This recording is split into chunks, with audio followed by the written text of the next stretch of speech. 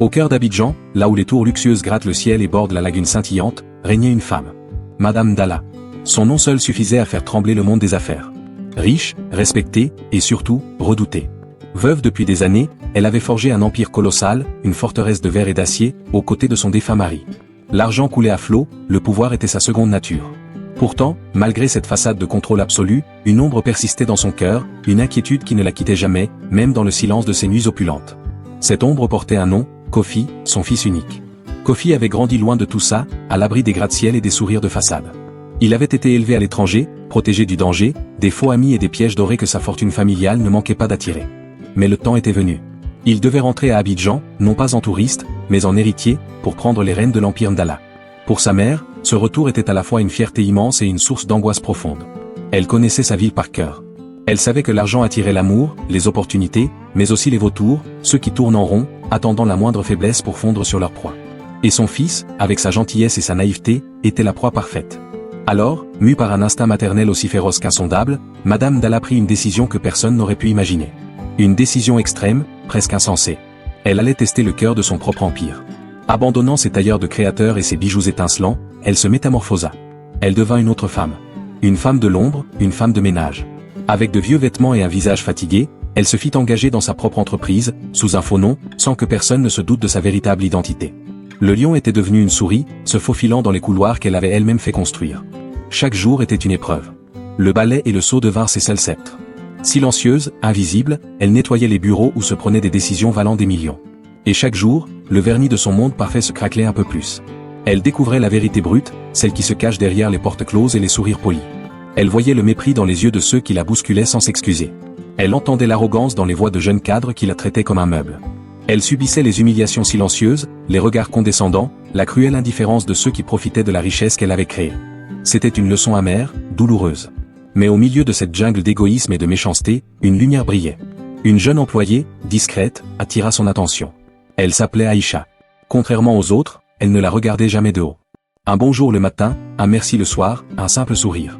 Des gestes infimes, mais qui, dans cet environnement glacial, valaient tout l'or du monde. Aïcha était toujours respectueuse, toujours digne, toujours humaine. Madame Dalla l'observait de loin, le cœur serré, se demandant si son fils pourrait un jour rencontrer une âme aussi pure. Puis vint ce matin où tout bascula. Le sol venait d'être lavé, il était encore humide et glissant. Absorbée par ses pensées, Madame Dalla, la fausse femme de ménage, perdit l'équilibre et tomba lourdement. La chute fut brutale, mais le plus blessant fut le son qui suivit, des rires. Des rires moqueurs et méprisants éclatèrent dans le couloir. Personne ne bougea. Elle était là, à terre, humiliée, invisible pour tous. Sauf pour une personne. Aïcha. La jeune femme laissa tomber ses dossiers et accourut vers elle, le visage rempli d'inquiétude. Ignorant les regards dédaigneux des autres, Aïcha se pencha et lui tendit doucement la main. « Maman, vous allez bien ?» demanda-t-elle, sa voix douce et sincère. « Maman ?» Ce mot, si simple, si naturel, résonna dans le cœur de Madame Dalla comme un coup de tonnerre. À cet instant précis, allongée sur le sol froid de son propre empire, elle comprit. Elle comprit que cette épreuve insensée, cette humiliation volontaire, n'était pas vaine. Elle avait trouvé ce qu'elle cherchait. Pas seulement une employée modèle, mais une personne au cœur pur. Une personne digne de confiance. Une personne qu'elle pourrait, peut-être, placer sur le chemin de son fils. Le test était terminé. Mais une nouvelle histoire, bien plus complexe, ne faisait que commencer. Restez avec nous pour découvrir la suite de l'ombre dans l'Empire. Que fera Madame Dalla de cette révélation? Comment Kofi réagira-t-il en découvrant l'incroyable stratagème de sa mère?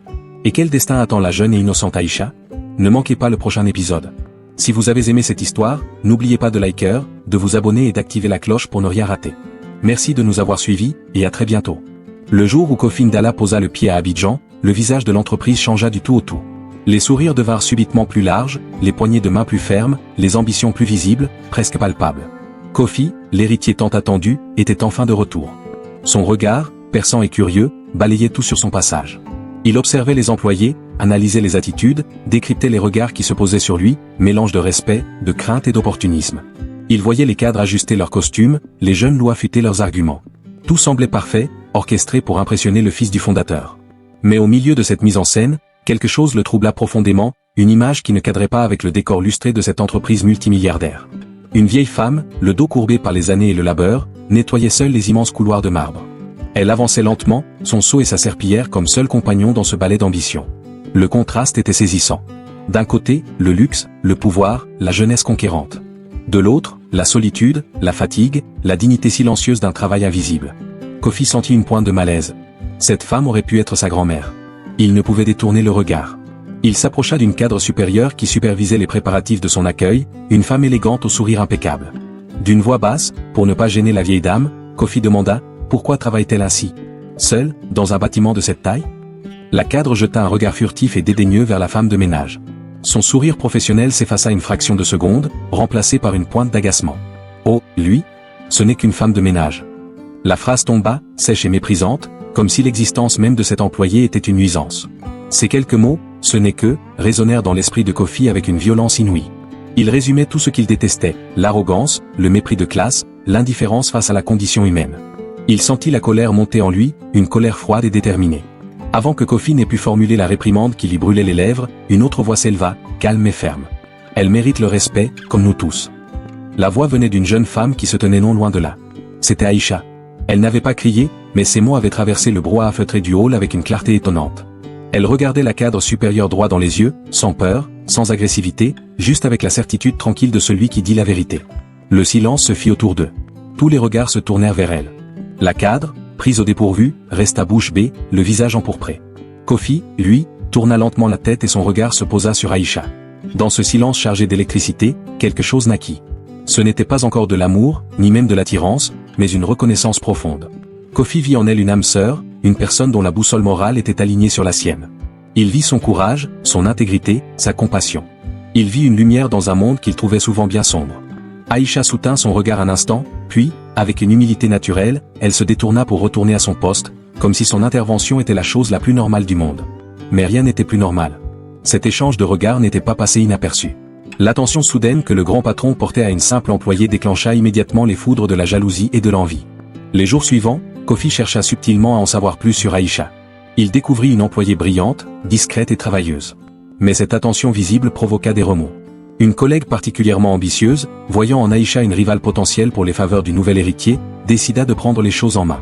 Elle aborda Aïcha en privé, un portefeuille bien garni à la main. « Accepte cet argent et quitte l'entreprise », lui dit-elle avec un sourire mielleux. « C'est une opportunité pour toi, tu pourras recommencer ailleurs. » Aïcha regarda l'argent, puis la collègue, et refusa calmement mais fermement. Son honneur et sa place, elle les avait gagnés par son travail, pas en cédant à des manœuvres douteuses. Ce refus signa sa condamnation. Quelques jours plus tard, un scandale d'une violence inouïe éclata dans l'entreprise. Des documents financiers falsifiés firent surface, impliquant directement Aïcha. On l'accusa de vol à grande échelle et de fraude. Les preuves semblaient accablantes, montées de toutes pièces avec une précision diabolique. La machine administrative et judiciaire se mit en marche avec une rapidité foudroyante. Aïcha fut arrêtée sur son lieu de travail, devant ses collègues. Elle fut menottée, humiliée, traînée dehors comme une criminelle. Son monde s'écroula. En un instant, elle passa du statut d'employée respectée à celui de paria. Le choc fut terrible. Le vent de la peur et de la lâcheté souffla sur l'entreprise. Ceux qui, la veille encore, la saluaient avec chaleur, détournaient maintenant le regard. Ses amis se firent silencieux, ses collègues la jugeaient déjà coupable. Les rumeurs les plus folles couraient dans les couloirs. Personne ne voulait être associé à la voleuse, à la fraudeuse. Aïcha se retrouva seule, abandonnée de tous. Le poids de l'injustice était plus lourd encore que celui des menottes. Tous s'éloignèrent, tous la laissèrent tomber, sauf une seule personne. Une ombre discrète qui, jusqu'alors, était restée invisible aux yeux de tous. Alors qu'Aïcha, anéantie, attendait dans une salle d'interrogatoire, la porte s'ouvrit. C'était la vieille femme de ménage. Elle tenait une tasse de thé chaud dans ses mains tremblantes. Elle s'approcha doucement d'Aïcha et la posa devant elle. Ses yeux, ridés mais pleins d'une sagesse infinie, fixèrent la jeune femme avec une profonde compassion. Elle lui prit la main. « Ma fille », lui dit-elle d'une voix douce comme un murmure, « écoute-moi bien. La vérité ne court pas, elle ne se presse jamais. Mais elle arrive toujours. Sois patiente. Garde la foi. » Ces mots simples, prononcés par la seule personne qui n'avait rien à gagner ni à perdre, furent un baume sur le cœur brisé d'Aïcha. C'était une promesse, un fil d'espoir dans la nuit la plus totale. La vieille dame le savait, dans le grand théâtre de la vie, les derniers seront souvent les premiers et la vérité finit toujours par trouver son chemin. Merci de m'avoir écouté, n'oubliez pas de vous abonner pour ne pas manquer la suite de cette histoire. À Abidjan, le doute avait commencé à ronger Kofi. Les preuves contre Aïcha semblaient trop parfaites, trop bien orchestrées pour être vraies. Quelque chose clochait. Il sentait au plus profond de lui que cette histoire était un château de cartes, prêt à s'effondrer au moindre souffle. Poussé par une intuition tenace, il décida de mener sa propre enquête, discrètement, loin des regards curieux et des jugements hâtifs qui avaient déjà condamné Aïcha. Il commença par les enregistrements des caméras de surveillance. Étrangement, les fichiers des jours clés avaient été effacés. Pas corrompus, pas endommagés, mais purement et simplement supprimée. C'était le travail de quelqu'un qui savait exactement ce qu'il faisait. Puis, il examina les comptes de l'entreprise. Les transactions qui incriminaient Aïcha étaient là, noir sur blanc, mais en y regardant de plus près, il décela des anomalies. Les transferts avaient été effectués depuis des adresses IP masquées, et les signatures numériques étaient des falsifications grossières, mais suffisamment bien faites pour tromper un œil non averti. Chaque nouvelle découverte était un clou de plus dans le cercueil de l'accusation. La vérité éclata enfin, aussi brutale qu'évidente, Aïcha était innocente. Elle avait été la victime d'une machination diabolique, un pion sacrifié sur l'échiquier d'un jeu dont il ne comprenait pas encore toutes les règles. La honte l'envahit, une vague glaciale qui lui coupa le souffle. Comment avait-il pu la croire coupable? Lui, qui prétendait l'aimer, l'avait jugée et condamnée sans même lui laisser le bénéfice du doute. Le cœur lourd, il se rendit chez elle. Il la trouva assise près de la fenêtre, le regard perdu dans le vague, le visage marqué par des jours de larmes et d'injustice. Elle semblait si fragile, si seule. Il s'approcha lentement, comme on approche un oiseau blessé. Les mots lui manquaient. Il bredouilla, la gorge nouée, « Aïcha, pardonne-moi. Je t'ai jugé trop vite. J'ai été aveugle, j'ai été un idiot. » Elle leva les yeux vers lui, des yeux qui ne brillaient plus de malice mais d'une profonde tristesse. Avant qu'elle ne puisse prononcer un mot, la porte s'ouvrit. La femme de ménage, celle que tout le monde ignorait, celle qui se fondait dans le décor, entra dans la pièce. Mais elle n'était plus la même. Fini le dos courbé, les vêtements usés, le regard fuyant. Elle se tenait droite, vêtue d'un tailleur impeccable, son port était celui d'une reine. Son visage, autrefois anonyme, rayonnait d'une autorité et d'une élégance qui laissèrent Kofi sans voix. Elle les regarda, d'abord Aïcha avec une infinie douceur, puis Kofi avec une sévérité qui le fit frissonner.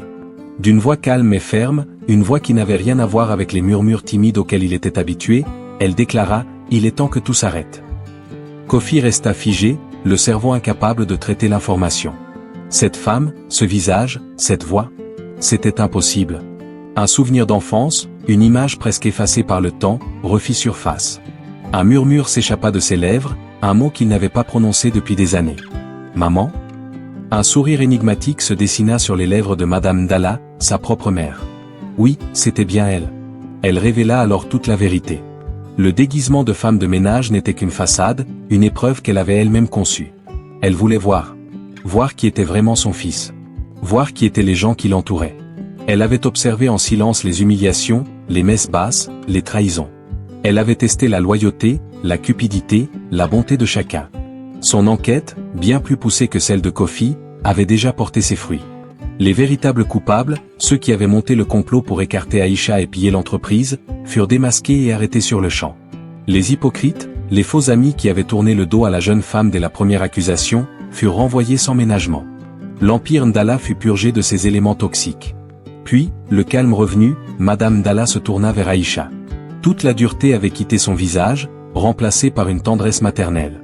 Ses yeux brillaient d'une émotion sincère. Elle lui prit les mains et dit, d'une voix tremblante d'admiration, « Je cherchais une épouse digne pour mon fils. Mais ce soir,